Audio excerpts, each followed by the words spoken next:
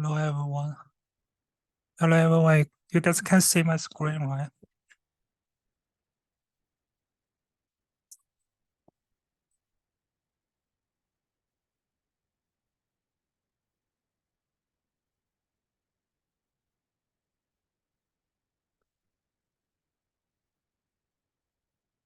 Mhm.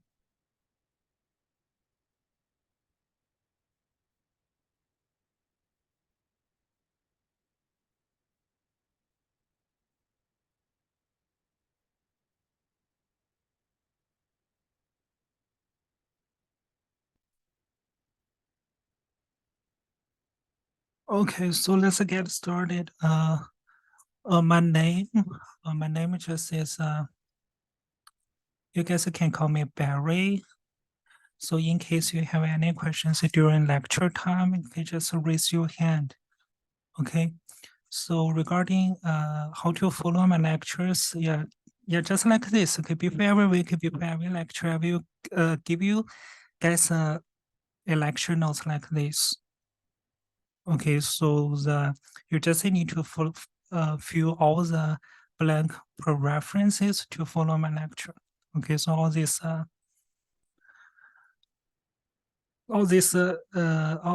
things are those keywords. Okay, you guys need to know, okay, to do the examination. Okay, just fill all the blanks. Okay. Okay, so let's get started. Okay, hopefully you guys got all the got the first notes, right? Okay, so the first question is, yeah, we are studying something called economics, right? The first question naturally is, yeah, what is economics? What we need to study something called economics. Does anybody has any ideas about what is economics?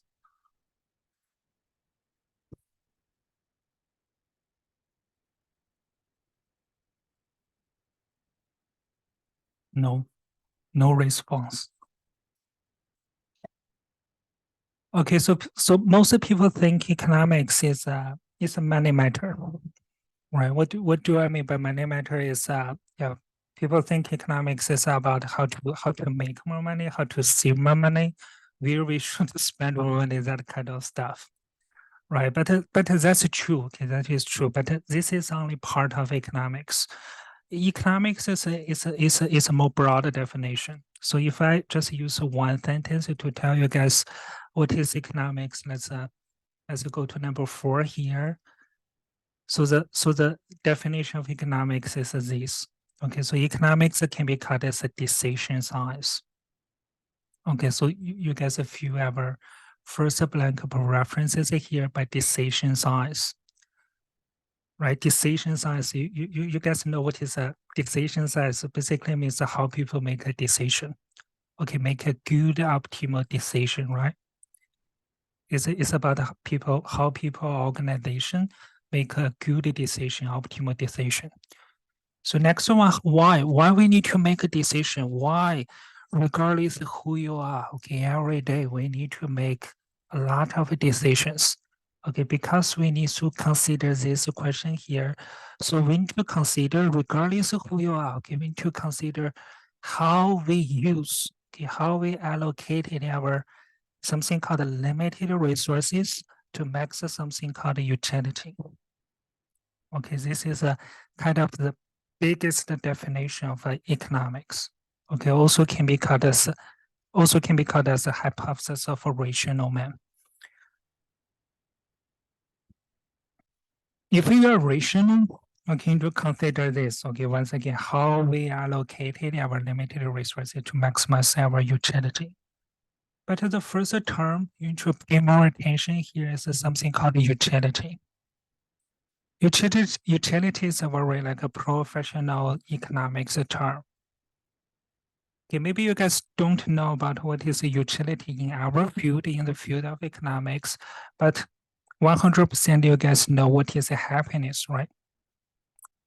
So for 1.2, okay, let's turn to next page. For at 1.2, at least 4 different words, 4 different terms here.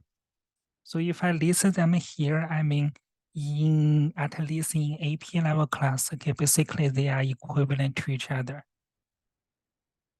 So if I list utility, happiness, benefit, and welfare together, so actually they are same thing. Okay, by doing this, okay, if you guys don't know what is utility, you guys know what is happiness. Yeah, basically it's talking about whether or not you are happy today, right? Happiness, right?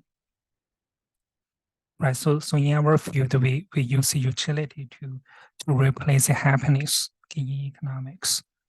In later chapters, utility happiness also can be called as a benefit, also can be called as a welfare, okay, in later chapters.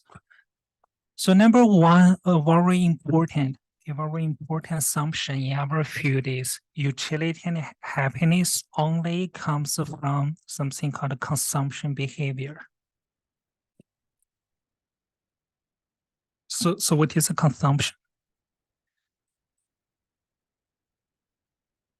So you and me, we are consumers, right? Consumption behavior, okay, as a consumers, we use our money to buy something, right? To buy something you want, right? This is called a consumption. Okay, so how we increase happiness, okay, in the field of economics is the only way, okay, the only way. Maybe you guys also need to highlight this one only. The only way to increase your happiness, increase our utility, okay, by purchasing, okay, by consuming something. Okay, if I'm hungry, maybe I buy a hamburger, right? If maybe I buy a sandwich, okay, that is the only way, okay, to increase our happiness. Number two, okay, before you study economics, happiness, think about that, okay, happiness is something cannot be measured, at least precisely. Okay, you cannot, you kind of cannot describe like how much happiness you can get from different goods and services. Okay, but in our class, the first step we need to do here, we try to quantify. Okay, what do I mean by quantify? We try to count how much happiness you can get from different goods and services. Okay, the method we use here is super easy. Okay, we just use numerical values. Numerical values just means numbers. Okay, we just use numbers to measure how much happiness you can get from different goods and services you purchased as a consumer. Okay, so let's have an example here. So I write uppercase letter U here, right? This is an uppercase letter U. Okay, so I use U to represent utility. So I mentioned if I'm hungry as a consumer, okay, maybe the first thing I can buy is a hamburger. So I can write down equation here. So utility of a hamburger equals to 10. Okay, by doing this once again, okay, I'm trying to quantify how much happiness I can get from the first unit of hamburger I purchased. Okay, just equals to 10. So 10 here just is a numerical value, just is a number. It's a unit free number. Okay, I just use a 10, so this much, I get this much happiness. How big is that? 10. Okay, from a hamburger. Okay, so this is the equation. Okay.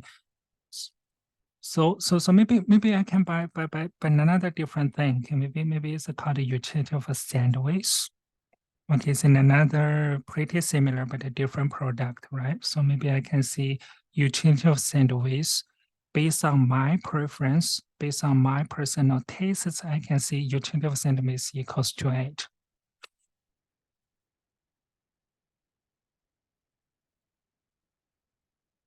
Okay, once you guys have these two measurements, okay, next step, okay, 10 mathematically speaking for sure is greater than 8, right? 10 for sure is greater than 8.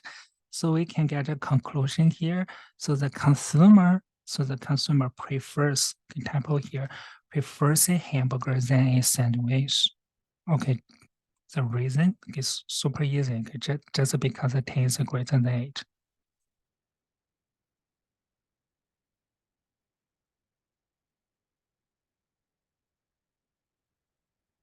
Okay, so this is all about 1.2. Okay, let's make a conclusion here. Okay, number one, once again, utility happiness in our field, okay, only can be increased by doing some consumptions, by purchasing something, whatever you want. Okay, number two, once you can quantify, once you can measure how much happiness you can get from different products, you can compare them, right? You can compare them. Okay, in my example, 10 is greater than 8. So the consumer prefers a hamburger than a sandwich. Any questions, guys? Any questions? Okay, so hopefully you guys got the definition of a utility here. Okay, just means the happiness and it can be measured. Okay, next one. Okay, next term you guys need to pay more attention is here. So limited resources. So what is a resources in economics? Okay, 1.3 once again, at least. Okay, so many different words, terms together. Okay, once again, if I list them together, I mean at least in AP level class, okay, basically they are equivalent to each other. Okay, basically same thing, okay. So resources, okay, in AP economics also can be called as the production factors, also can be called as input, production input, also can be called as a capital good, also can be called as intermediate good. Okay, they are just the same thing. Okay, let's go to number one here. So let's see what is a resource? What are resources? Okay, super easy. If you can use A, if you are a producer, okay, if you are a manufacturer, okay, if you can use C to produce B.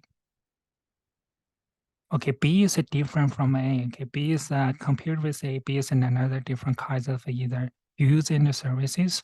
If you can use A to produce B. Okay, if you can use your technology to transfer from A to B, then A is called resources for producing B. Okay, A can be anything. Okay, A can be anything as long as it can be used for producing something different. Once again, either goods and services. Okay, guys, make sure you fill all these blanks. Okay, you need to fill in all these keywords in right. Okay, so in my example, A is the called resources, once again, for producing B. Okay, we mentioned so many times the goods and the services. Okay, goods and the services are two different kind of thing. As a consumer, you guys can buy from marketplace. Okay, you either buy something tangible, right? You buy a computer, smartphone, bubble tea, coffee, all these things, something tangible. Okay, means the goods. Okay, sometimes you buy something intangible. Okay, like right now. Okay, like right now, I'm providing some tutoring services. Okay, services are something intangible. Right, you as a consumer, you only combine these two different things.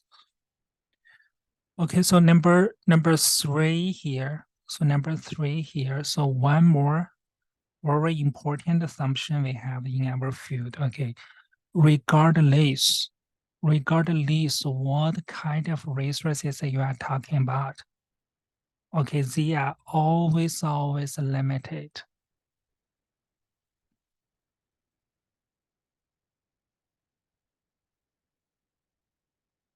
Okay, but in another term is called human want. Human wants here are unlimited. Human wants here means that people always want to buy more things.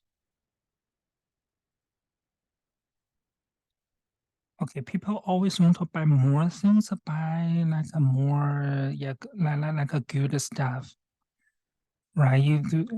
Everybody want to live in a bigger house. Everybody maybe want to buy more luxury cars, right? People always want to buy more delicious foods, that kind of thing. People always, okay, just as assumption, always want to buy more, buy good things. Okay, so we can see human wants here are unlimited. Okay, but we assume another assumption is that here resources. We mentioned what the resources are. Resources are those stuff used for producing goods and services. Okay, if you really can got the definition of these two terms, you see there is a big kind of a conflict between these two terms, right? If we want to satisfy, okay, everybody's, all Canadians people's, like unlimited human wants, how we can do that? We need to produce, our society, our economic system really needs to produce a lot of unlimited goods and services. Is that possible? No. Okay, because we only have limited resource.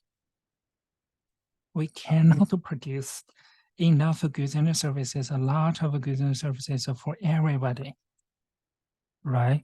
So the biggest conflict here is called scarcity. Okay, it's called scarcity.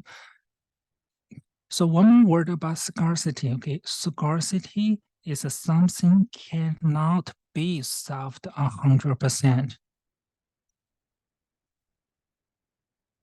Once again, scarcity is something cannot be solved 100%.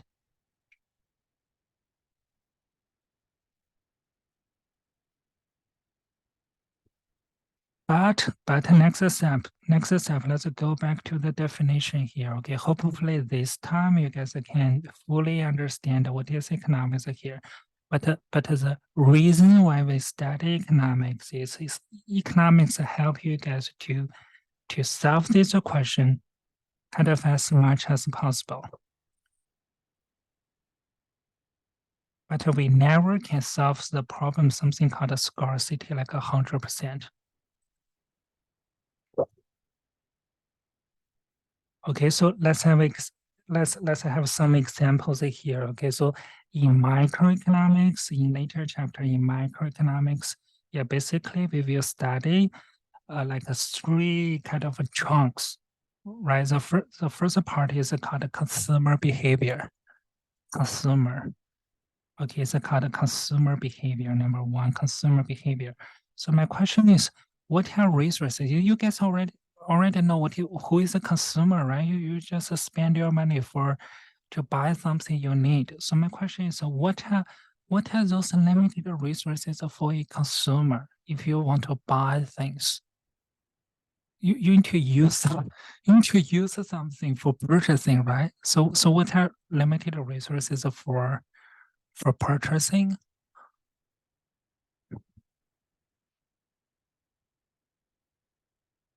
Any ideas?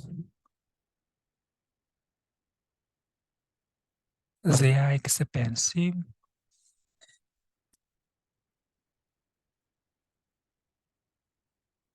Yeah. What what are those resources you guys need for purchasing?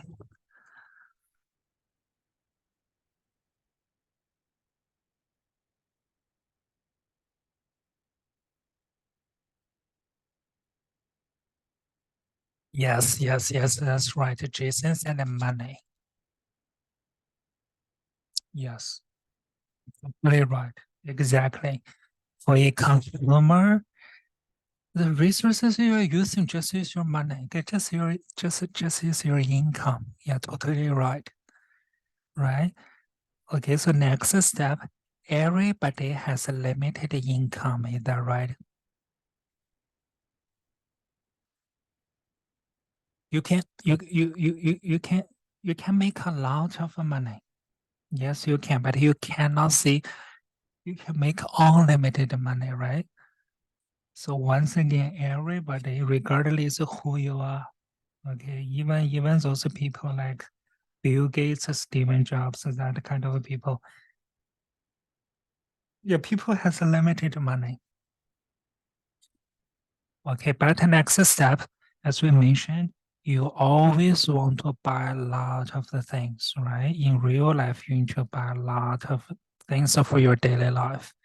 You need to buy food, buy clothes, you need to rent apartment, maybe you need to do everything. So the question we are facing as a consumer is how we allocated our limited income to maximize your happiness. Okay, so this part is called consumer behavior. Okay. So after consumer behavior, we will study something called the producer behavior. Producer. Okay, in college level classes, this part also can be called as a firm theory. Okay, producer usually is a business firm, right? So just like a Starbucks, Burger King, Subway, right? They are producers, they are business, right? They try to produce something, right? They supply goods and services to market. Okay, so let's imagine, yeah, you guys are Starbucks. You guys are just a Starbucks, right? Just a coffee shop, right? So what are resources? So what are those resources that you guys need to use to produce coffee? To boil the coffee for your consumers.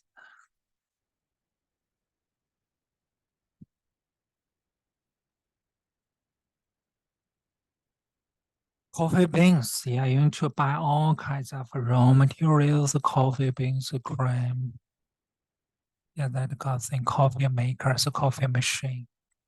Anything else? Yeah, maybe you need to rent a water. Yeah, for sure. Yeah, you need to rent a building, right? Rent a building. Yeah, land. Yeah. Yeah, you need to rent a building, right? For your coffee shop. Maybe another thing, you need to hire what? You need to hire staff, you need to hire workers. Yeah. Yeah, all these things. Money. Yeah, all these things it can be called as a resources, right? To produce your coffee. But once again, all these things are limited. Yeah, all these things. Yeah, you need all these different kinds of things to do the production. But once again, all those resources once again are limited. Okay, are limited. Right? You only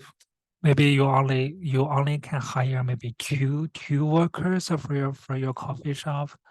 Yeah, maybe the how big is the building? How big is the shop? Maybe only 500 square feet. Right? All kinds of resources once again are limited. Okay, so this time, how you organize your business, how you can combine different kinds of resources together to make more money.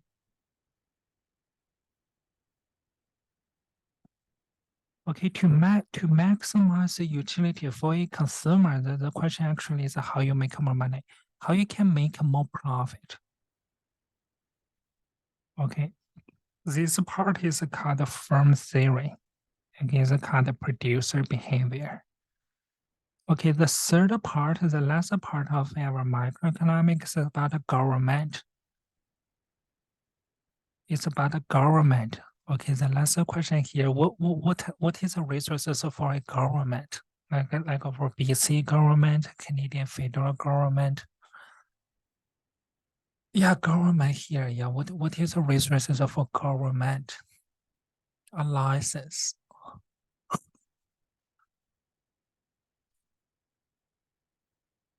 Or Oh, you mean license? What kind of a license?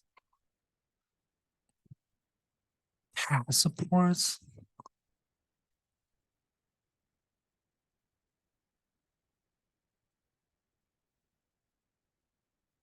shop maker license.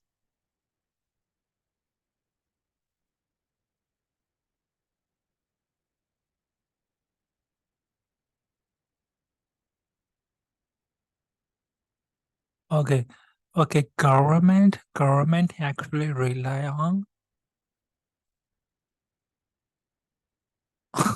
Yes, yes, yes, yes. Yes, taxes, right? Taxes received from either individuals or business. Basically, once again, it's the money.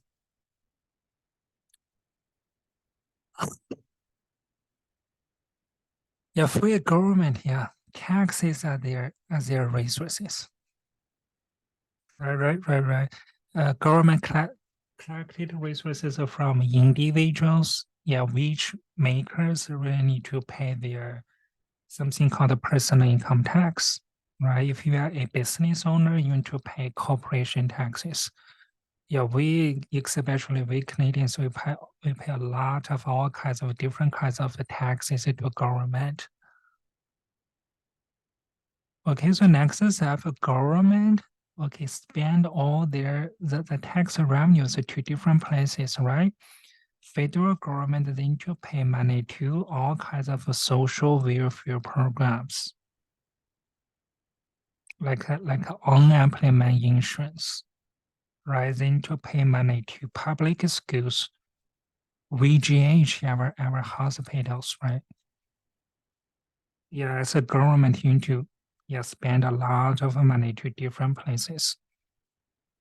Okay, so next step, so the question is pretty similar compared with the first one, right? You have a limited tax revenue once again, limited tax revenue. But as I mentioned, you need to spend money for so many different things. So how you allocated your limited tax revenue for maximizing all Canadians like a total utility, total happiness, total social welfare. Okay, so the question here is called the government behavior.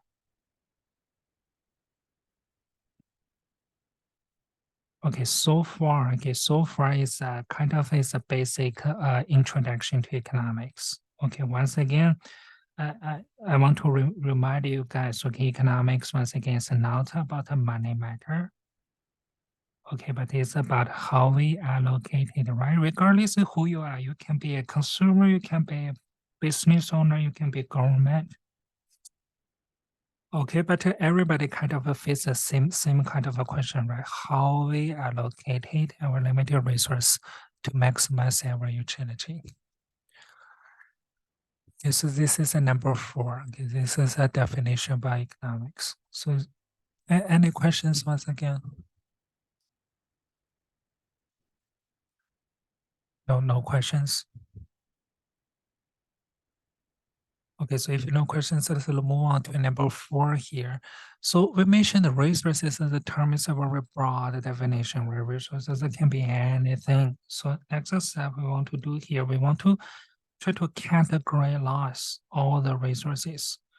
Right, totally we have 3 or 4 different type of resources. Okay, the first group is called land. Okay, the first category of resources. Okay, is called land. Okay, but land here in our field, okay, in our field in AP examination, land refers to all natural resources. Okay, I mean, land does not only refer to like a farming land, construction land, but anything. Okay, if we can directly get from our natural environment is called land, like a crude oil, like a natural gas, all this kind of stuff. Forest, right? All this kind of stuff is called land. Okay, once again, okay, land, the term here not only refers to land. Okay, but it refers to all natural resources. Okay, so number B is called labor. Labor is easier. It's about a human being, right? So the definition of labor here is called human resources.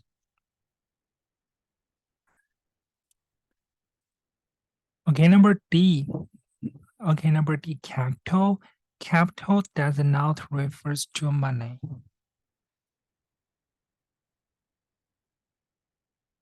In economics, once again, capital does not refer to money. Okay, capital means okay, all kinds of equipment, machineries, and tools. Okay, like in Starbucks, coffee makers, coffee machines, okay, can be called as a capital. All the tools, all the equipment, all the machineries, okay, can be called as a capital. Okay, but for sure, once again, capital is not money. Okay, it's not a paper money. Okay, so number E, the relationship between these 3 or 4 different kinds of we can skip number C here. Okay, AP does not test this one. So if you guys take economic 12 in the future, yeah, maybe in some textbooks they talk about number C, but for just for AP, maybe you can skip number C here. So number E, the relationship between these 3 different kinds of resources is called interdependence. So what do I mean by interdependence? So you need to combine them.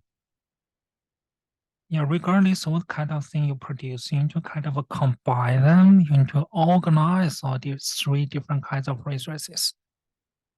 You need to use them together.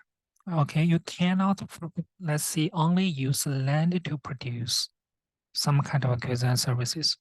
You need to use all 3 different kinds of thing, all 3 different kinds of resources to do the production. Okay, so this is called interdependence.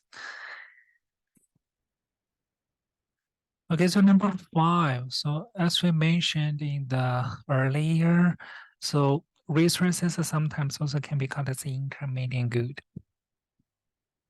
Right, resources also can be called as intermediate good. So then the question is why? Why resources also can be called as intermediate goods? And what is the difference between final goods and intermediate goods? Okay, so to understand this, okay, you guys need to know something called industry chain. Okay, industry chain.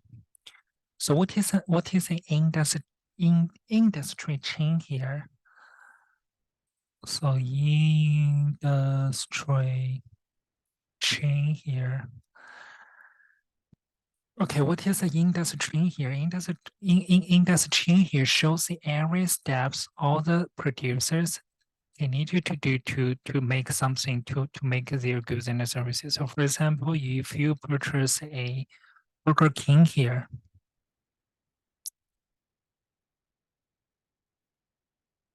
in the industry, industry, INDUSTRY here. Yeah, industry, yeah. An industry chain here shows you the every step how the producers need to do to produce finished goods, okay, to produce the final goods. Okay, we still use the our Starbucks example. Okay, if you buy a boiled like a bottled coffee here from Starbucks. Okay, so as a Starbucks, so what is the last step? Okay, what kind of raw materials Starbucks needs to buy for producing their products? Maybe it's yeah, maybe it's a coffee bean. Yeah, milk cream. Yeah, yes. So they buy milk. They buy milk maybe from a farm, right? They buy like a coffee beans from a farmer, maybe from a rural family, yeah, wherever they can buy some coffee beans.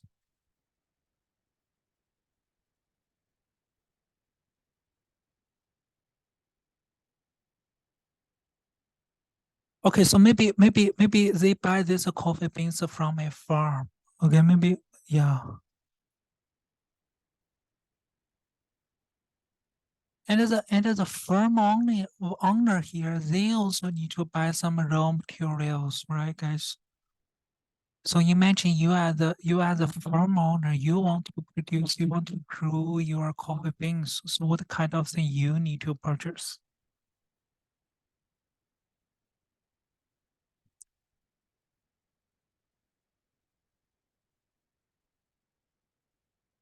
Yeah, maybe you need to buy all different kinds of QC equipment, machineries.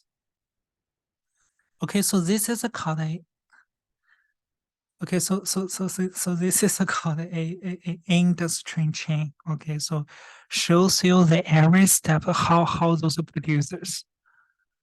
Okay, they produce their goods and services. Okay, this is called the industry chain. So the here, so the coffee, the bottled coffee here is called the final goods. Okay, this is a ending. This is the ending point of all the whole industry chain. Bottled coffee here consumed purchased by a consumer. Okay, not for reselling, just for themselves, right? You drink the coffee, you drink the coffee by yourself, not for reselling, not for making more money. So this is the ending point of the whole industry chain here. But all these things, equipment purchased by the farm owner, okay, coffee beans produced by the firm, purchased by the Starbucks, all these things can be called the intermediate goods.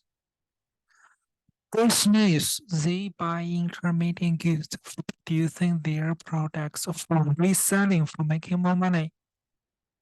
Okay, so these things can be called the intermediate goods. Okay, can be called as resources. Okay, but the final goods here, coffee here purchased by consumers just for themselves, not for making more money, not for reselling.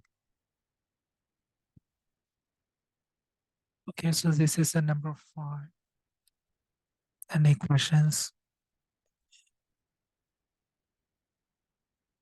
No questions. The last one, number 6. The last one, number 6, is a card. One more term to know about resources as a factor payment. Okay, resources could be also can be called as a factor, right? The what is a factor payment? So you have two different ways to understand factor payment. Okay, number 1, from the perspective from a business. From a perspective from business. Okay, so imagine you're a business owner. You buy all different kinds of resources, right? You buy. The keyword here is into buy, into purchase, into money to get all the raw materials you need to use to do the production, into pay money, right? So the money you paid for all the resources you use is a kind of factor payment. So for a business owner, the factor payment actually is their production cost. Is that right?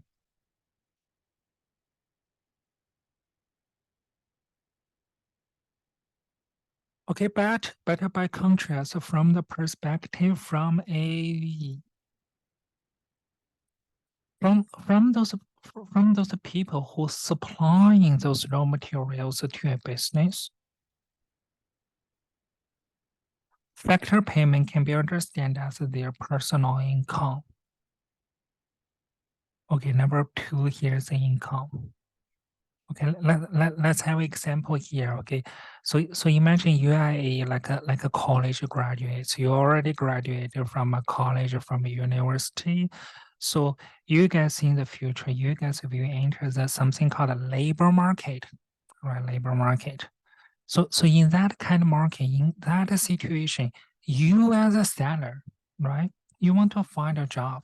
You want to sell what kind of thing you guys want to sell over there. You want to sell your like a working hours, working skills you have learned from your 4-year college, right? right? You want to find a job, right? So you are supplying, you are selling the human resources to your employers, right? Why? Because you can get some, you can make money, right? You can make something wage, something called a wage and a salary. So wage and salary. So for you is your personal income, right? But a wage and salary paid by your employer, paid by the maybe a business, maybe by a firm is a part of their cost.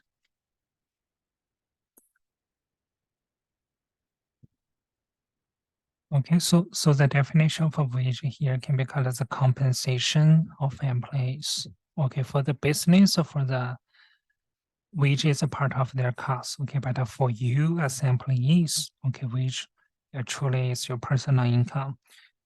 So number B, how can you make more money? Yeah, maybe you can rent something. Okay, if you have some if you have a building, okay, you can rent out this building to so many businesses. So what you can get if you supply your building, a building can be used as a resources to do the business, right? So you can get something called a rent. Okay, if you rent out this building, rent actually is a part of your personal income, right? But the rent paid by those businesses who rent your building is a part of their cost. So number C, if you have money, okay, you can put your money into financial market. Yeah, maybe you put your money, okay, simply speaking, if you deposit your money into a commercial bank like RBC, CIBC, so what you can get something called interest. Okay, so together you have a few, okay, wage, rent, and interest together can be called as a factor payments. Okay, three different major kinds of factor payments.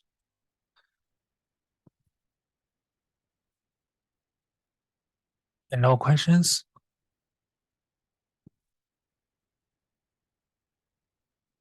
Okay, this is all the things you guys need to know about resources. No questions, right?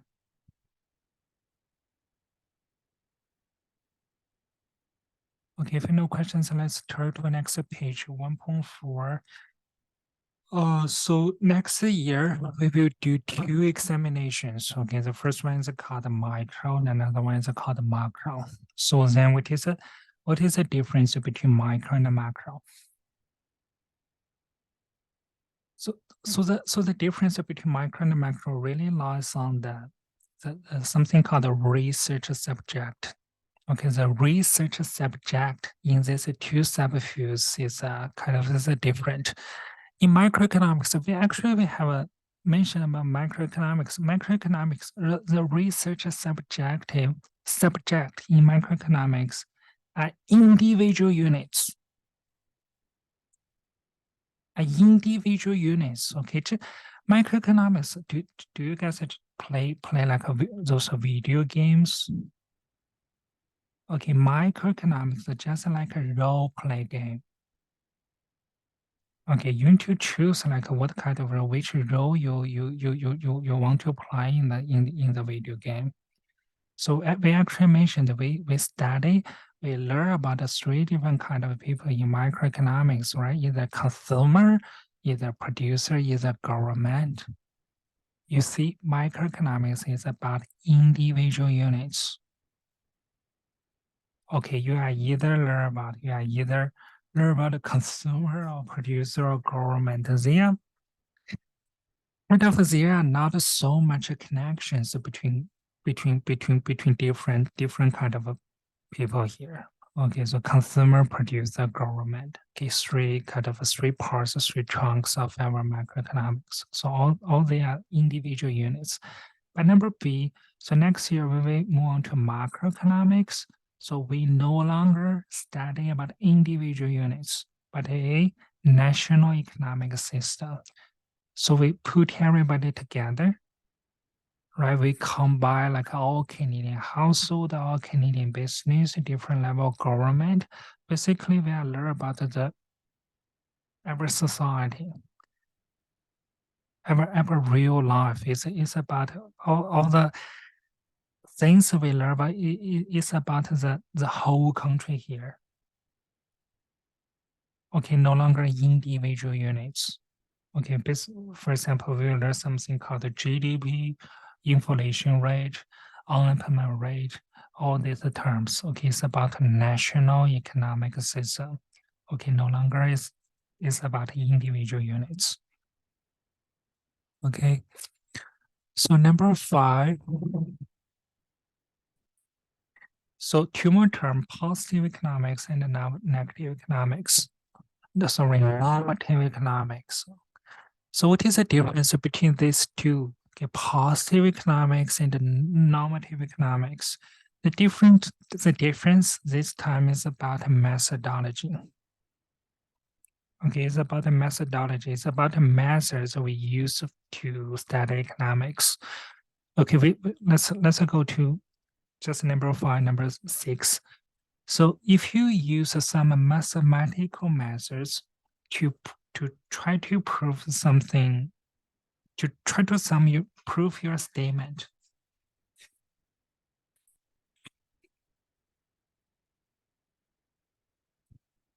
Okay, if you do some calculations, mathematical methods here, okay, means you try to collect some data to prove something. You try to collect some data to do some calculations, to do some mathematical reasoning. So basically, it's about math. Okay, if you use math to do the study, to do the research, so you are doing something called positive economics. But normative economics is just about the value judgment. You guys know what is a value judgment. My value judgment is just a personal idea. So some kind of personal idea really cannot be tested by data. Okay, really cannot be tested by some mathematical equations. Okay, so let's have a okay. So one example is this. Okay, if my research question is here, so if you compare maybe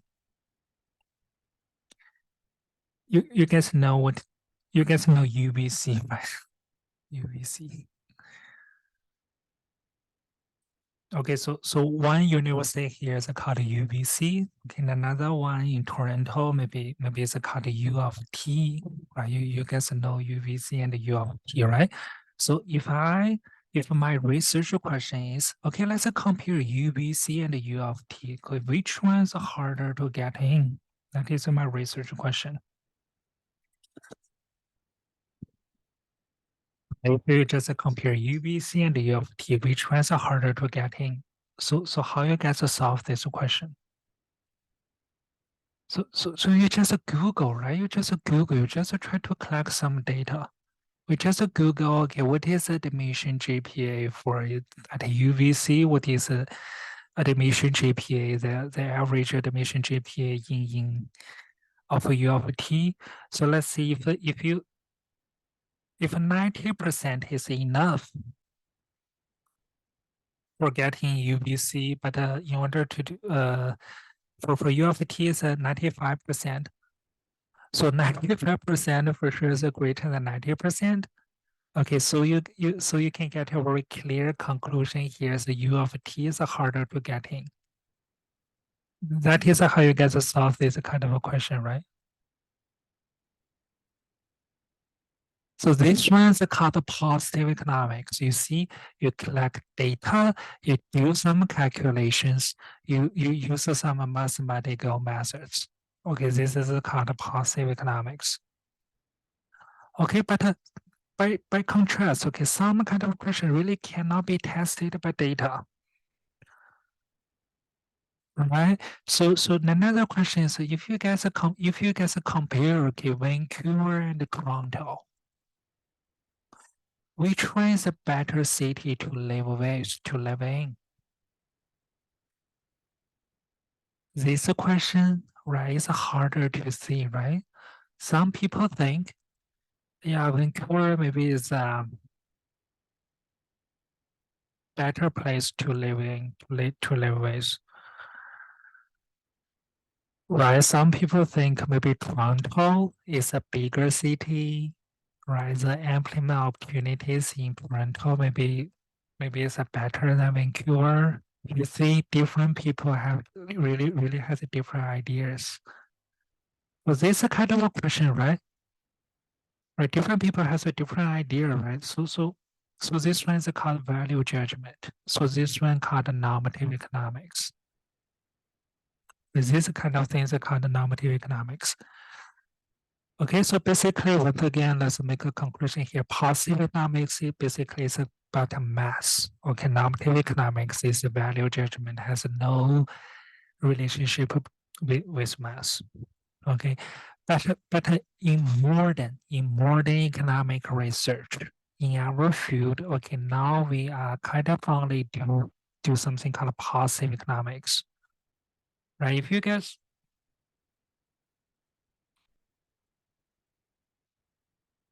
Yeah, if you guys like in the future, if you guys choose like economics as your major, so you guys also need to learn a lot of calculus, statistics.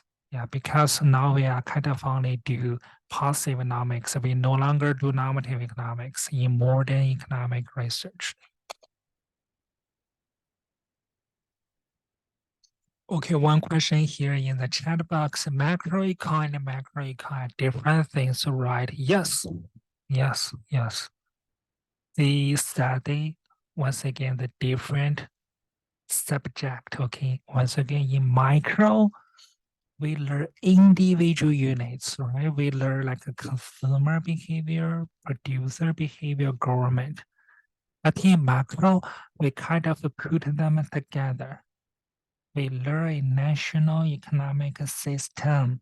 Okay, we no longer study about individual units.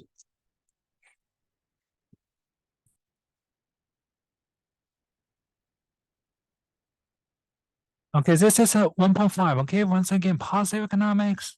Okay, all is about mathematics. So going to use numbers to prove your statement. Okay, but normative economics, just a value judgment is just a personal idea. Okay, some kind of a personal idea cannot be tested by data.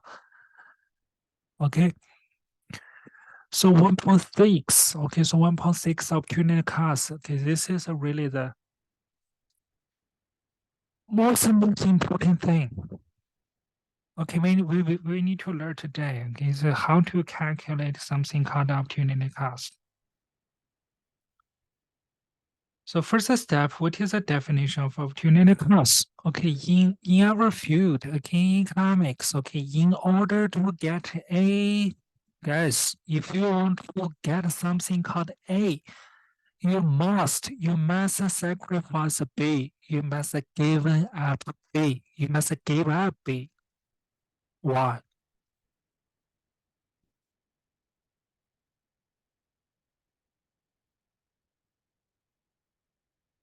Why in order to get it, you must give up something.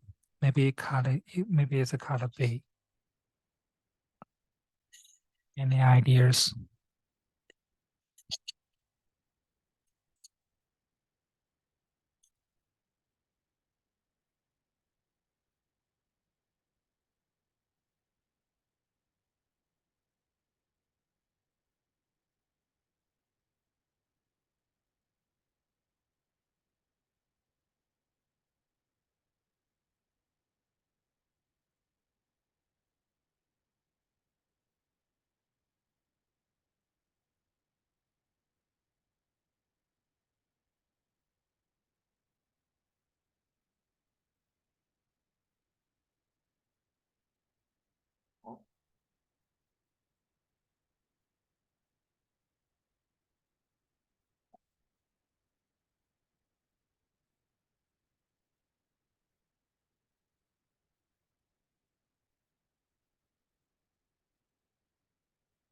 Any ideas why in order to get A, we must sacrifice B?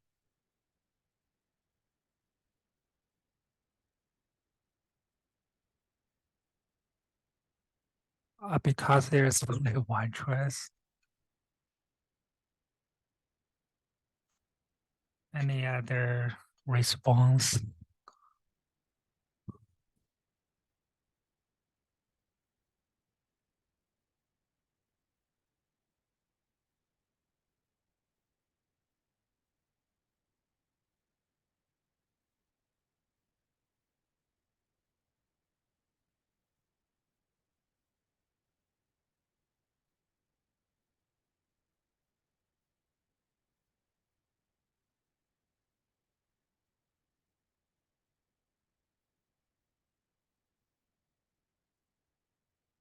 Yes, you cannot do both at the same times.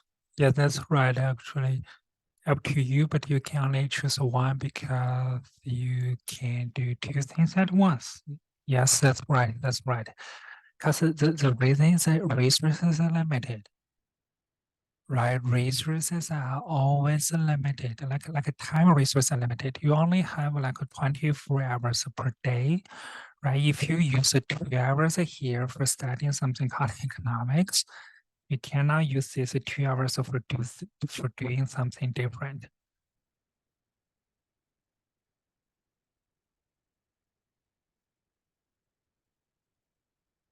Right. So the ultimate the reason here is the resources are limited. Okay, so you use if you want to get A, you must sacrifice B. You must give up B.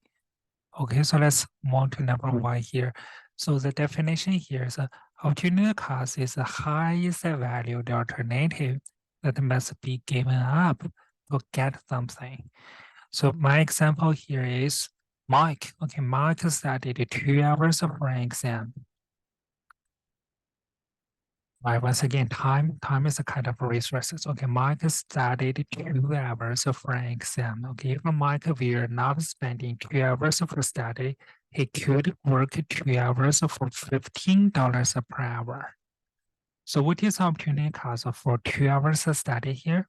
So cost of 2 hours, right? So the total opportunity cost is $30.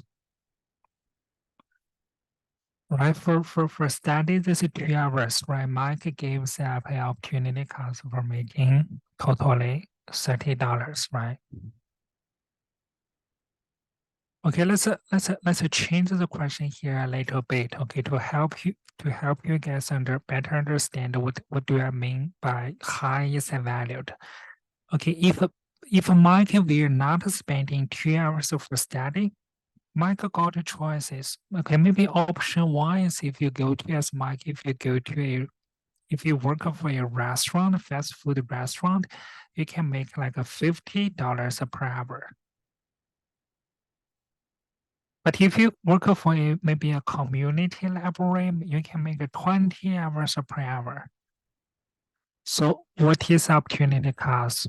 Once again, for studying this 2 hours, you got the choices. Either $15 per hour, either $20 per hour. So what is opportunity cost now?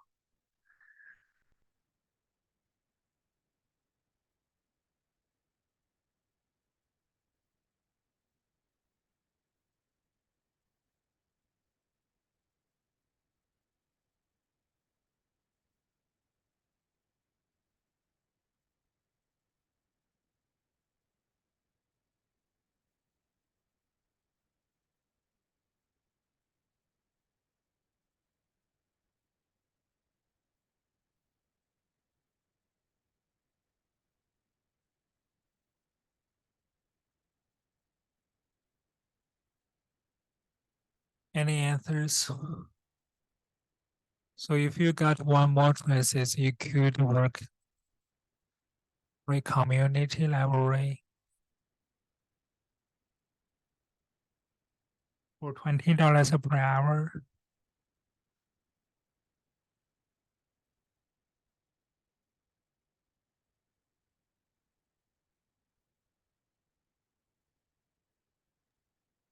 小朋友们是不是现在应该要回答老师问题了呀？啊，都没有人回答问题的。So you're supposed to answer question, or else you're saying that you don't understand it. So the first step you just consider, right? So should you work for the fast food restaurant or the library?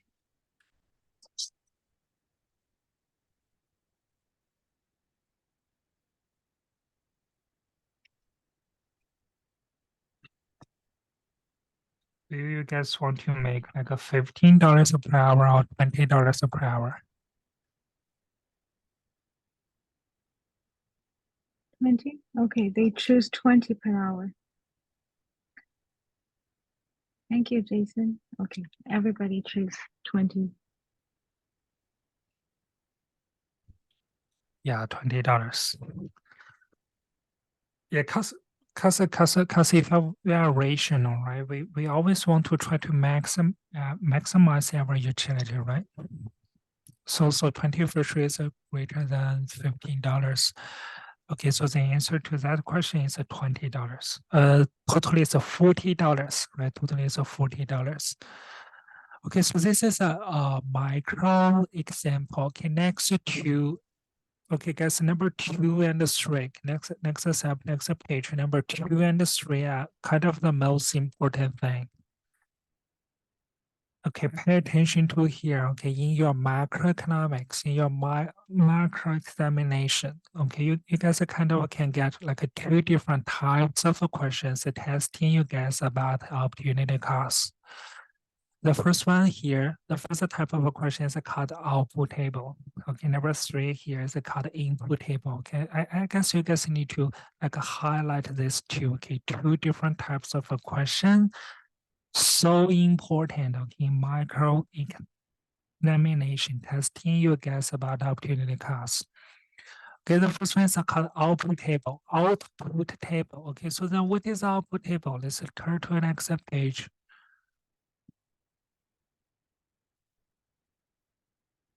And as I turn to the next page, table 2.1. So you guys got a table here, right? So make sure you guys on the page number 4. So it's a table here, okay? A, B, C, D, F, G. Okay, so this is a macro example. Okay, so we are studying about a country. So the country here, the nation here, maybe it's called Canada, maybe it's China, maybe it's USA. Okay, so it's a country. So as a country, you have a limited resource. Okay, and for simplification, okay, we assume you only can produce 2 different things. Okay, either guns and batter.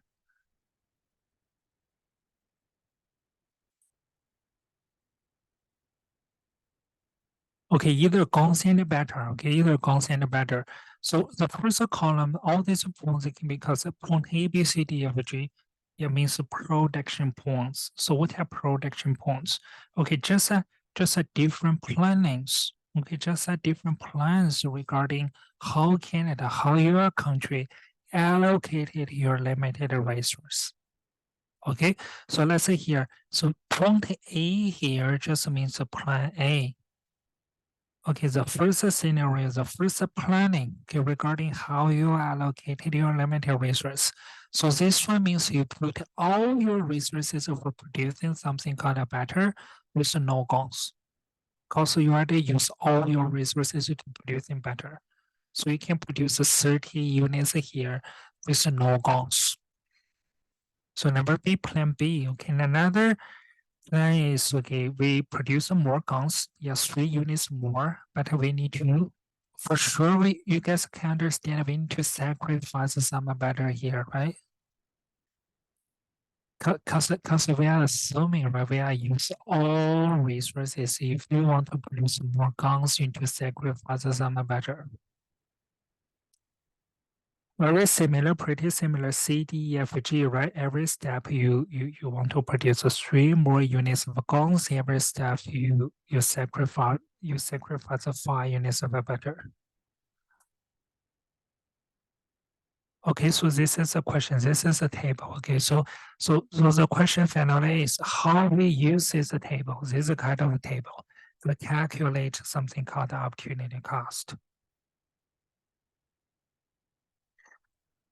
Okay, pay attention to here, so important. Okay, when you got this type of question in your examination, okay, so you need to consider, you need to ask yourself by this question, okay, how we actually calculate the opportunity cost. The question here is, if the nation decides to produce, okay, very important here, 1 more unit of a product A.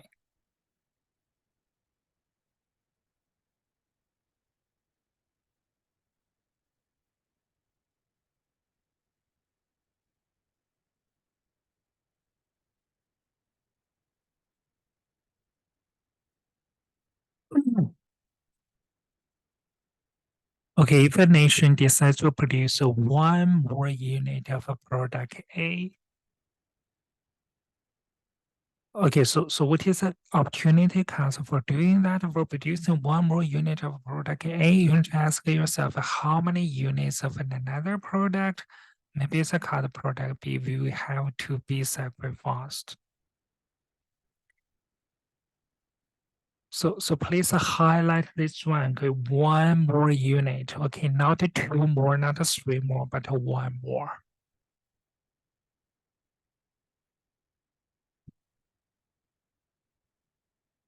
Okay, let's have example here. Okay, using the table, the first question here we want to calculate.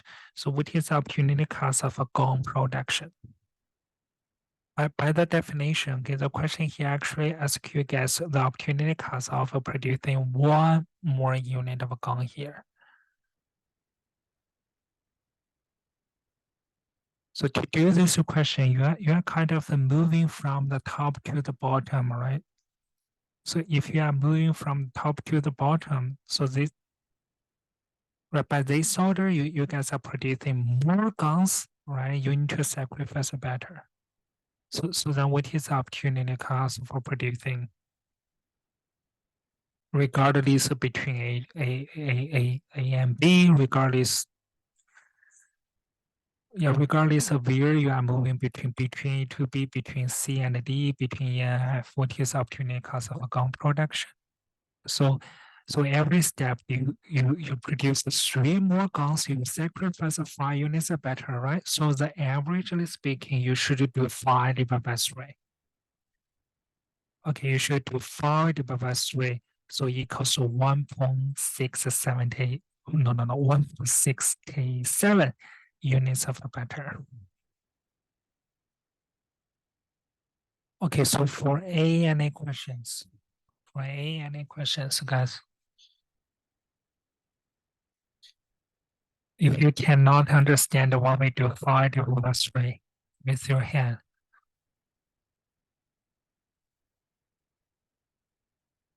Right, in order to produce 3 more units of guns, okay, totally you sacrifice 5 units or better.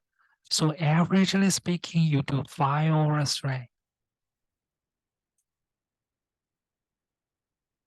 So 1.67 units of a better, right? In order to produce one more unit of gun, averagely speaking, you sacrifice 1.63 units of a better. Right? No questions? Okay, with no questions. Try number B. Okay, try number B by yourself. Let's hide my answer here. Okay, give you like 10 seconds. You guys try number B by yourself at first.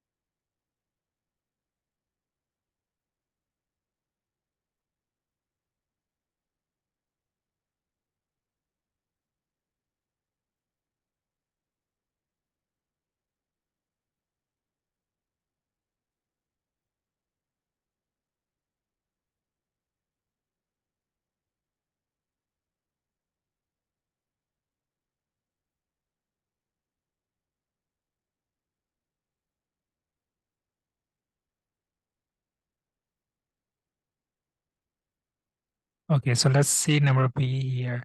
So for question A here, you guys can move from the top to the bottom, right? Because if you move from the top to the bottom, you are like producing like more guns, and you sacrifice a better. But for question B, you guys actually can move from the bottom to the top.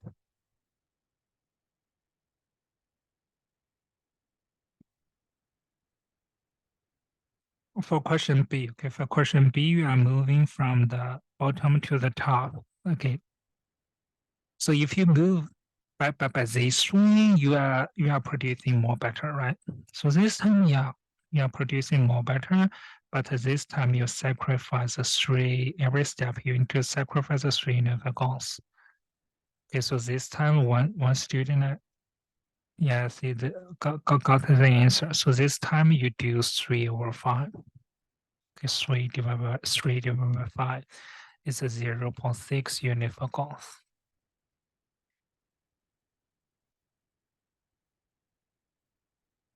Any questions? Any questions?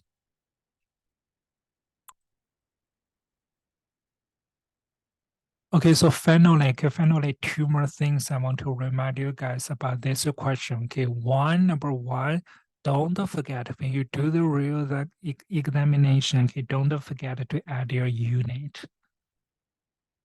Okay, don't just see the 1.67. Now, what is the 1.67? You need to add a unit. You need to add this unit for your answer. Okay, so don't forget the unit. Okay, this is the first thing I want to remind you guys. Number two, okay, we don't care about the positive side or negative side here. Okay, cause for question B, for producing more better, okay, the quantity of guns produced is decreasing. Okay, if decreasing, okay, strictly speaking, mathematically speaking, I should write a -3, right? Decreasing means negative. You guys can understand this. But I just dropped the negative sign here. We don't care for opportunity cost. For this kind of a question, we don't care the positive side or negative side. You can just drop the negative side. That's okay. Okay, so if no more questions.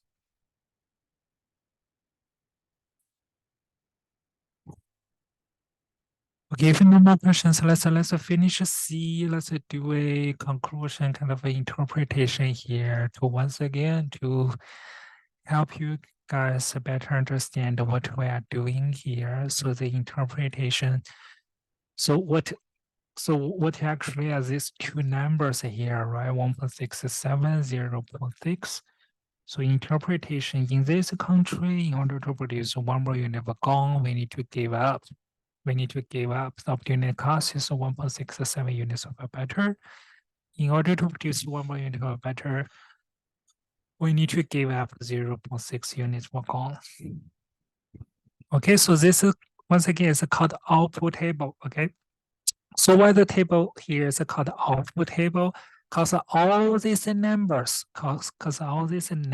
means how many units of a gun and better we can produce.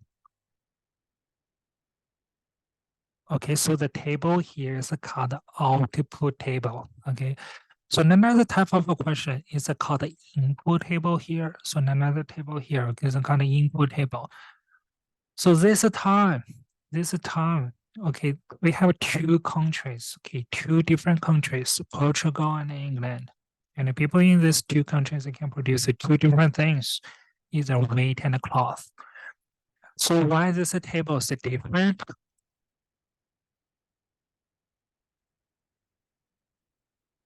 So why the table is so different?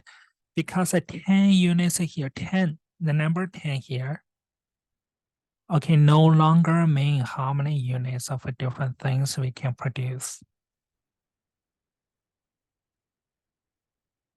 Okay, so what is a 10 here? 10 here means, okay, how many something called labor hours needed to produce. These are two different products. Okay, labor hour is a measurement for how much human resources, right? How many manpower we need to input to do the production. So 10, for example, so people, workers in Portugal, they need to work like 10 hours long to produce a unit of weight. Okay, no longer means how many units, no longer means, okay, people in Portugal can produce 10 units of weight. That's wrong. That's wrong. Okay, 10 here means how much, how many input you need to input to do the production, like 10 hours, they need to work 10 hours long. So similarly, people, workers in Portugal, they need to work 20 hours long for producing unit of cloth. And people in England, they work 20 hours long for a weight, 60 hours long for cloth. So the table here is called input table.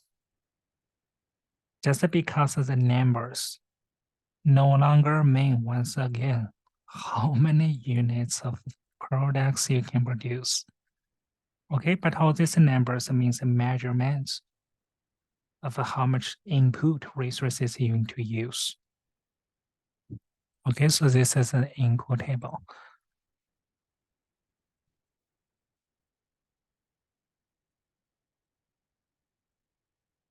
Okay, so then next step, okay, next question is how we use input table to calculate the opportunity cost. Okay, the question we should consider is this. Okay, still you want to calculate the opportunity cost of a product A. Okay, so the question here we should consider is, okay, how many units of a product B? Okay, I'm talking about using input table. So how you calculate the opportunity cost for producing one more unit of A? Okay, so the answer is you should consider how many units of a B. Okay, so you fill this blank by could have been produced. It could have been produced with the same amount of resources used for producing A.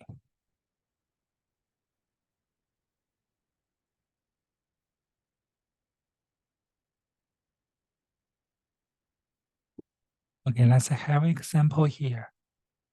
First, the calculation. We want to calculate what is the opportunity cost of a wheat production in Portugal. Okay, how you really think about this question? Okay, you workers in Portugal, they need to work 10 hours long for a wage. What is the opportunity cost for doing that?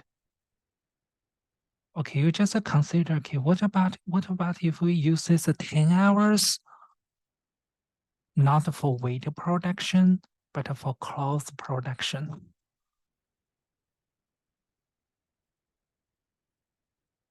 Okay, what about if we use this 10 hours, not for wheat production, but for cloth production? How many units of cloth you can get?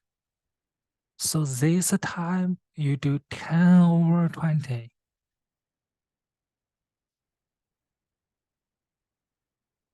Okay, so the answer is like a half unit of cloth, 10 over 20. You put this 10 hours, not for weight. Okay, but for cloth production, what kind of, how many units of cloth you can get? Is the opportunity cost for producing one unit of weight here, right? Okay, any questions? Does anybody cannot understand why we do 10 divided by 20? So raise your hand. No? Okay, if no questions for A, okay, you guys should try B, C, D. Same thing, okay, we just try B, C, D.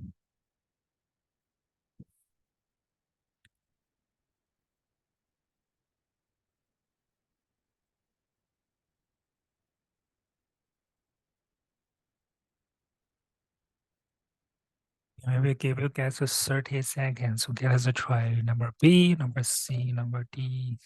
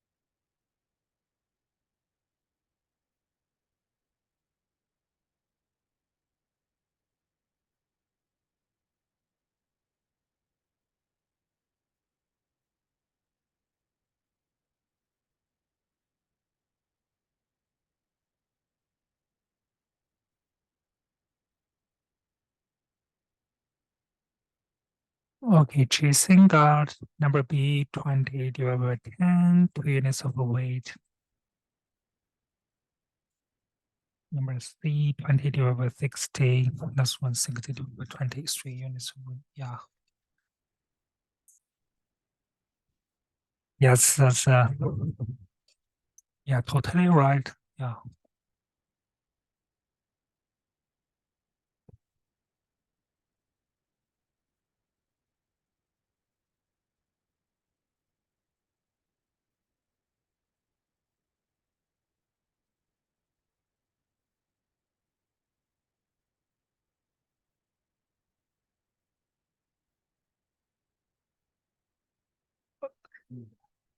Um, every year, a lot of students actually made a lot of mistakes here to deal with output table, input table. Yeah, people mixed up. Yeah, which number should be the numerator, which number should be the denominator. So hopefully next year, okay, you guys can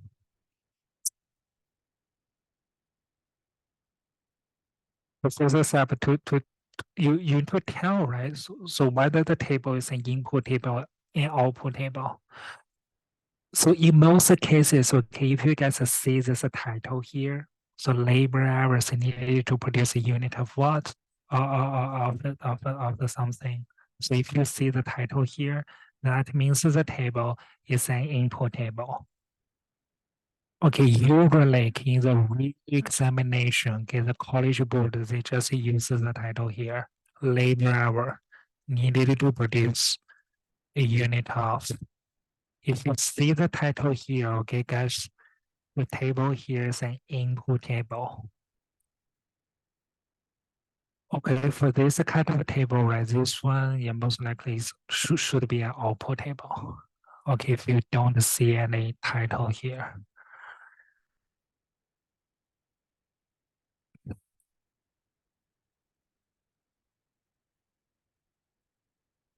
No questions.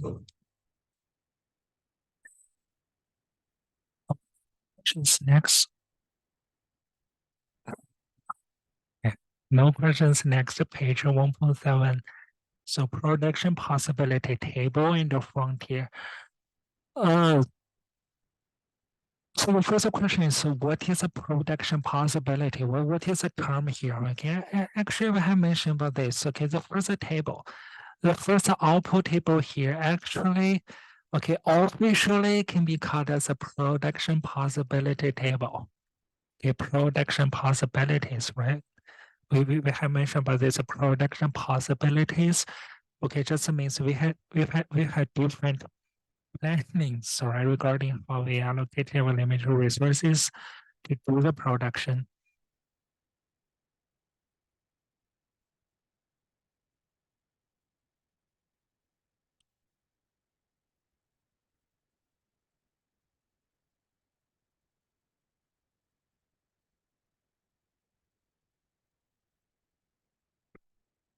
Okay.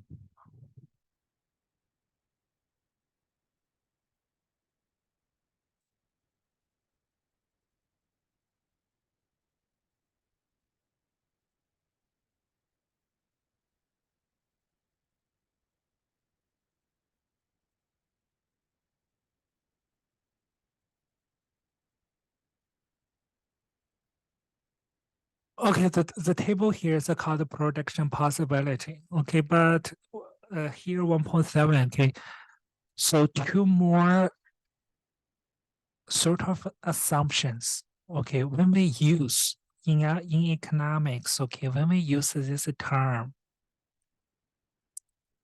when we see the table is called a production possibility table. Okay, when we use this term, we actually assume these two conditions, okay, should be followed. Yeah, the first one condition is called fully production. I mean, if you use this term, okay, the country here is doing something called fully production, effective production. So what is a fully production? So assuming your country is including all the resources available in your country with nothing left. It's called fully production. Effective production, you are using the best technology available in your country to do the production.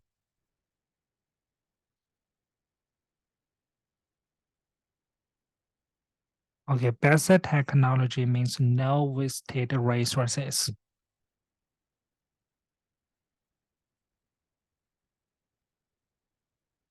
Okay, so if you fill this, after you finish these two blanks, let's put this as conditions. Uh, recycled.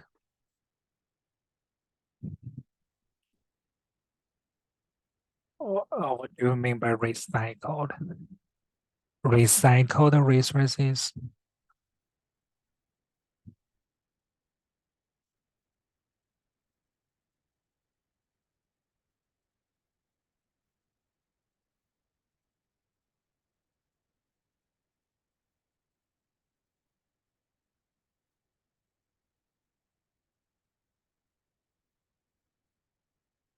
Okay, so in this box, let's put these two conditions aside for a while. Okay, let's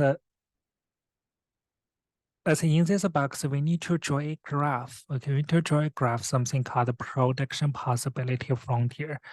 It's called PPF. So in some other textbooks, it also can be called as a production possibility curve. So PPF and the PPC, they're actually same thing. Okay, they're actually same thing. So how we can draw a PPF using the output table? So super easy. Okay, we just a graph, which we just graph all these production points in a coordinate system. Okay, let's you just plug all those points, okay, in this coordinating system. So let's have a horizontal axis here and a vertical axis here. So we assume we use our horizontal axis to represent how many units of a batter to produce. Actually, it doesn't matter, right? You can use the vertical axis to represent how many units of batter you can produce. That's okay. But now we just assume, okay, this one is a quantity of a batter produced. Quantity of and the vertical one is a quantity of gons.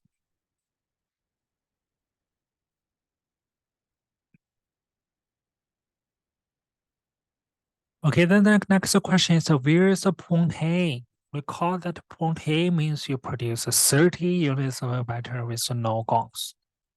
So where is the point A? Where I should add my point A here in the coordinating system.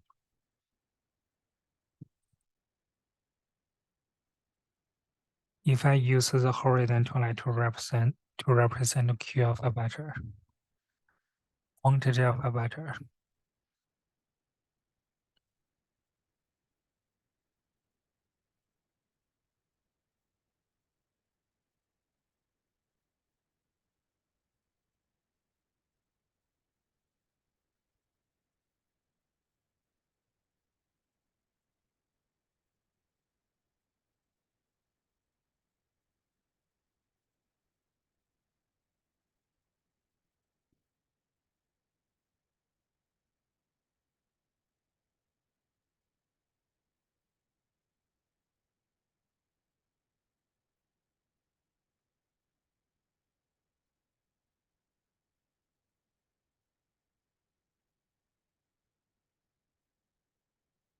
Yes, here's a point A. 13 is a better with no guns. So where I should add my point A here. Okay, should be here, right? Should be lies on your horizontal line. So here is A, because we are producing. So maybe here's a 30, because we are producing 30 of the better with no guns. Should be the horizontal line. So where is the point G, the last point? Okay, the last point recall is 18 units for guns with no better. Okay, so the last point G should be on the should be lies on the vertical. Should be here, right? Okay, so for the rest of points A, B, C, D, E, F, okay, you guys just roughly sketch the all the points. Just roughly. Okay, so if you add B, C, D, E, F, and the last one is G and U. Next step, connect all these protection points together.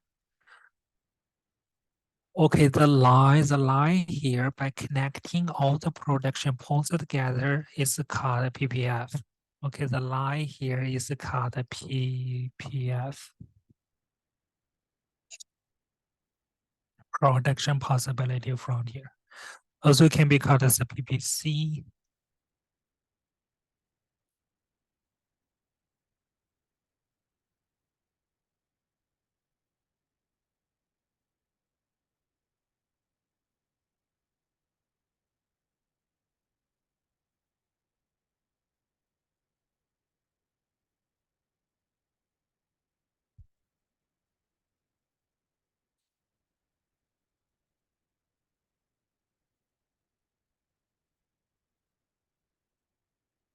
Okay, and we mentioned a protection possibility.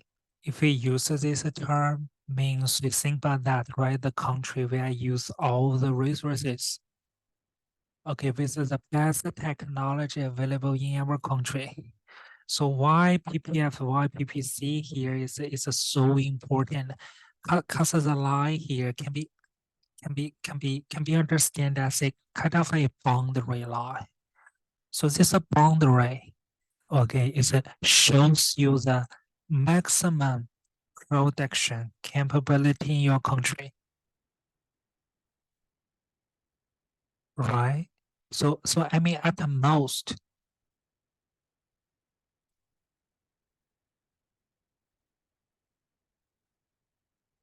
boundary 边界线。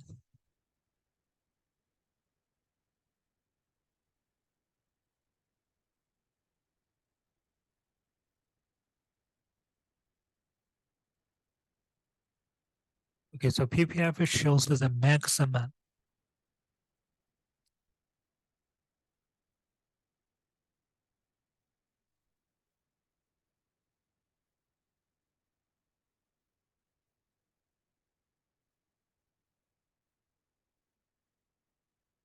White on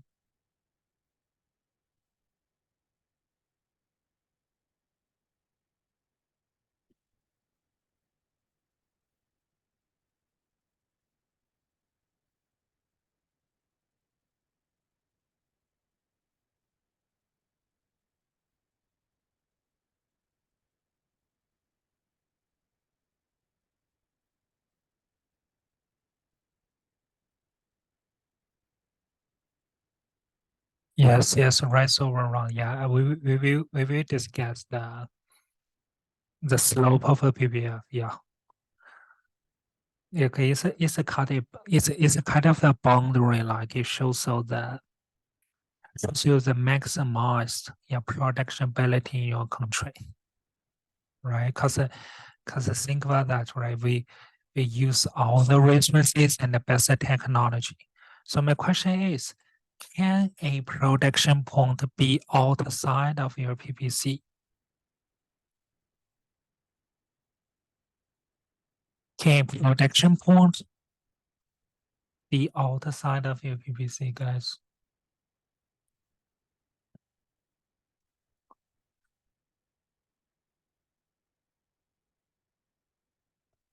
No, that's right. That's right. It is impossible. It is impossible to production at this level, okay, beyond your PPC. That is impossible. You do not have that much of resources, all right? All the production points for sure can be live on PPC. That's okay. So that's the question is, can you production like here, can production point be inside of your PPC? Is that okay?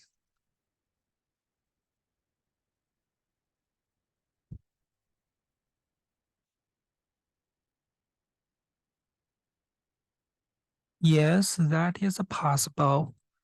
That's okay to produce that here. But remember, okay, but remember that is a kind of not good thing. Okay, so if we use a like a term to describe this level is called inefficient. You are doing something called inefficient production.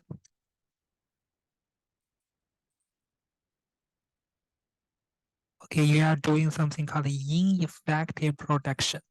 Okay, that means you left some resources. You can, but you shouldn't. Yeah, you can, but you shouldn't. That's right. Yeah, you can, but you shouldn't. Because you do not utilize all the resources you have. Okay, so this is called ineffective production in economics. Okay, so this is the first type of question. Okay, the review the test. Okay, we ask you guys. Okay, can production point beyond the PPC, inside PPC, that kind of thing. Okay, next type of question is called shifting of a PPC. Okay, shifting here means that you can shift parallelly, shift your PPC either to right or to left. So let me show you guys. If you shift your PPC to right, yeah. So if you shift your PPC to right, that means okay, the country can produce more things, right? So if you shift the PPC inside or to the left, okay, that means you produce less.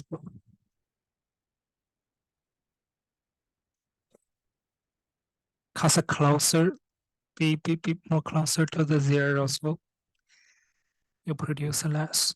So my question is why? In what kind of situation the country can shift the PPC to right? Why they can produce more? And in what kind of situations they get more resources? That's all right. That's all right.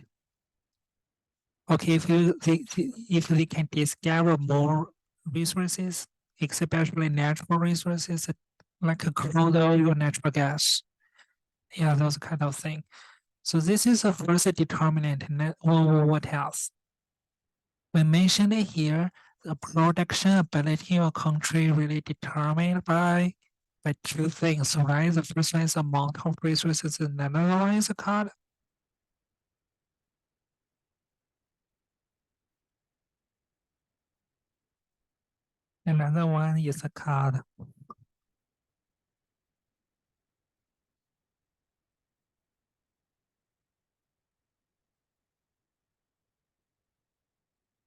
yeah, technology, that's right. Yeah, production ability. Remember, guys, okay, production ability determined by two things, okay? Resources and the technology. Okay, determine how many goods and services you can produce in your country.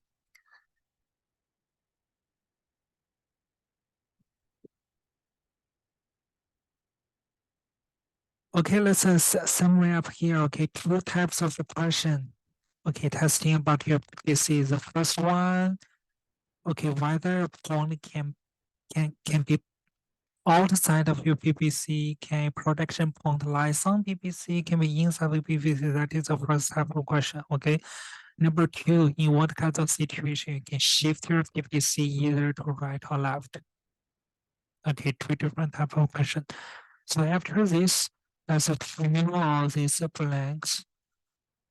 Yeah, basically we have mentioned most of these questions, right? Number A, once again, why PPFs are so important? Okay, because the PPF shows the maximum production ability. So also can be called as a maximum attainable combinations of two products can be produced in your country. Use all available resources and the best technology. How we label the horizontal axis and the vertical axis? Okay, that is the quantity of two products. So let's skip number C for now. Let's go to D. A production point if lies on exactly lies on PPF. That means we are doing fully and effective production.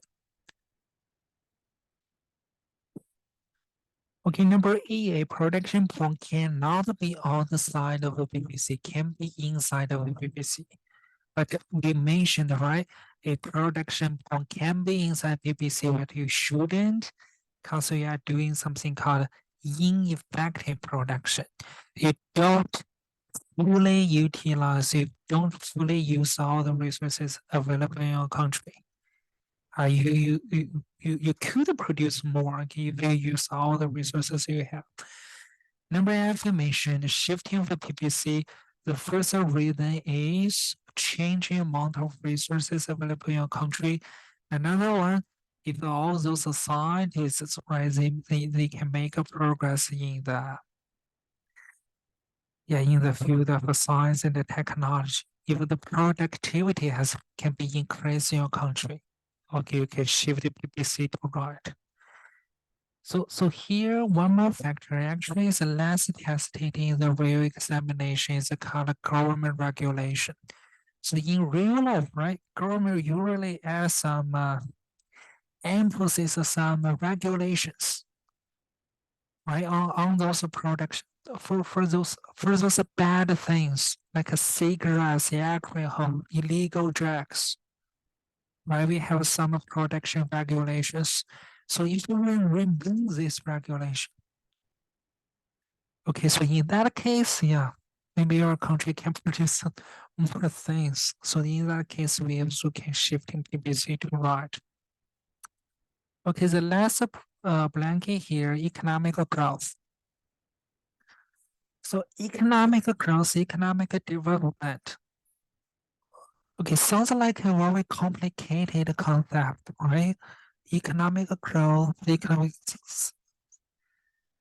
seems like a big question, right? Like how we grow our economy, how we develop our economic system. Actually, the answer here is super easy. And maybe another way to ask the same question is what is the difference between developed country and developing countries? Why USA, Canada, Denmark, Switzerland, all these countries, they are developed country. And why those African countries, Asian countries, they are developing country? What is the fundamental difference between these two different types of country? Remember, the answer is okay. Maybe some students think okay, maybe.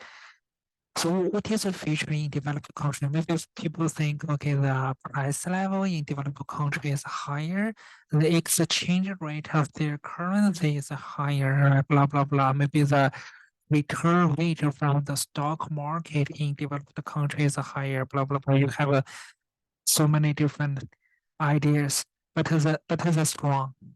Okay, the fundamental difference once again, developing country and the developed country is the how many units of goods and services we can produce in your country. Okay, why Canada really mean Vancouver? Why Canada is a kind of developed country? Because here, if you're living here, you can buy all the things, the different things that you want, you need. Also, the production ability here is stronger than other country. But if you live in African countries, including Jack's, okay, just talking. If you live in an African country, maybe even you cannot buy enough food for your family. Okay, that is so sad, right? The fundamental difference is a production ability. Okay, so if you can produce more, graphically speaking, if you can shift your PPC to right, okay, the graph here is super easy, but it also is a super meaningful graph, right? If you're shifting PPC to right, once again, that means you achieve something called economic development. You can produce more things. Okay, that is called economic growth, economic development.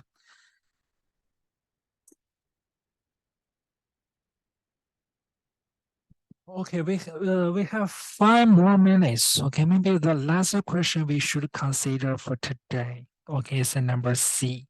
So in the box here, all you guys got the PPC, right? But the first PPC you guys got here is a straight line. In math class, also can be called as a linear. No jokes. It's a kind of linear curve, right? It just is a straight line. So my question is why? Okay, why the first PPF you got by connecting all these points together is a straight line?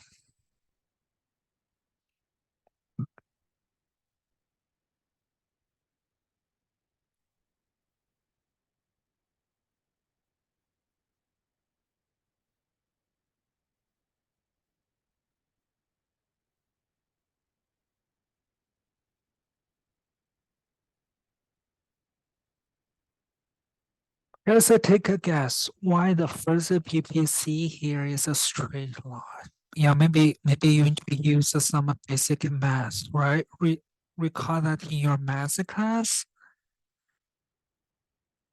the most important feature of a linear curve is, so if you guys remember, so the function of a linear curve is called y equals mx plus b, right? Yeah, what is the m called again? M is the, yeah, it's the slope. Yeah, that's right. So next step, how you guys calculate slope in your math class?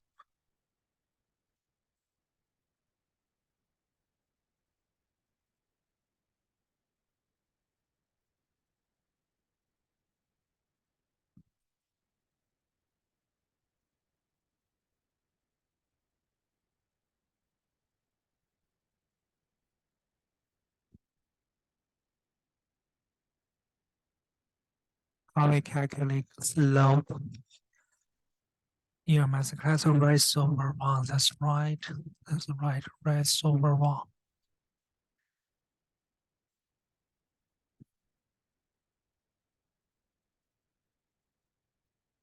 It's called raised over 1. Okay, this is a yeah, some very basic math, right? Let's go back to our PPC.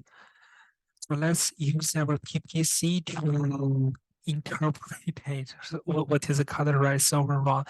So recall that A is here, B is here, right? So if we are moving from A to B, so what is a rise here? A to B. So at point A, you can produce 30 units of a battery with no guns, but at point B, you produce 3 units more of a guns, right? So the race here is 3 units more guns, right? So what is wrong? Okay, you are running from here to here. So you give up 5 units of a battery, right? So put them together, rise over wrong. What is a 3/5? You see 3/5, right? That is an opportunity cost. That is the absolute value of opportunity cost for making better, right? Okay, so from this example, we can see, okay, actually slope has relationship with opportunity cost in economics. Slope in your math class actually is opportunity cost in economic class. Okay, this is the first step. Next step. You get this library by collecting so many different points, right? Why you can get a linear curve? Because every point lies on this curve, they have same constant slope.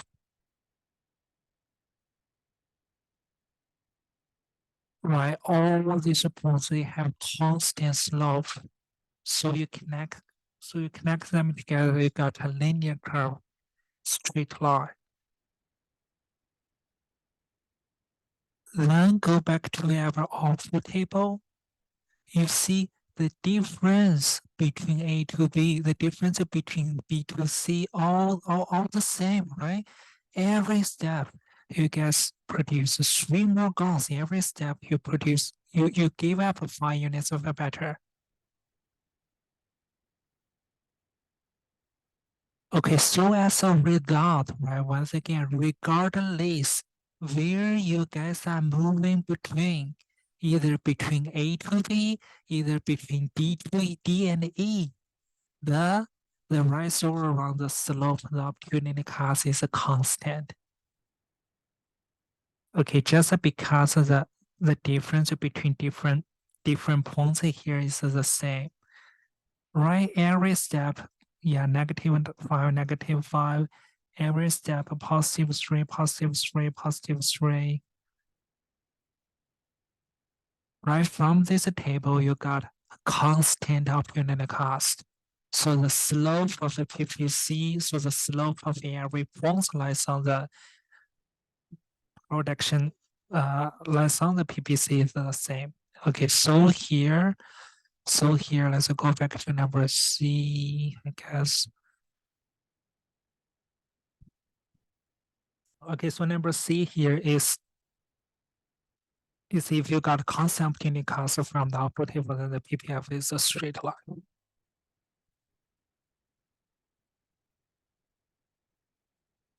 Okay, so I guess we need to stop here for today. But next lecture, okay, maybe next week, okay, we will talk about something called a law of increased opportunity cost. Actually, in real life, typically opportunity cost is not constant. It's not constant, but opportunity cost typically will increase if you continuously to produce same more products. Okay, so but we will talk about this later, maybe next week. Okay, so yeah, this is a card today. Okay, if you have any questions, 老师有作业 maybe it's 吗？ the best time to ask Hey, your questions. do we have a homework for them? 老师 can you hear me? Hello? 老师 Hello?